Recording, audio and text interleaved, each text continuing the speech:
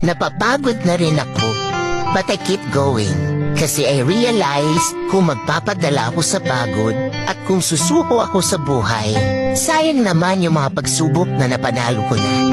Lahat naman hindi perfect. Mayaman ka man or mahirap lang. We are all encountering problems. I just want to say, sana ikaw rin. I hope you choose to fight at hindi sumuko. There are better days come.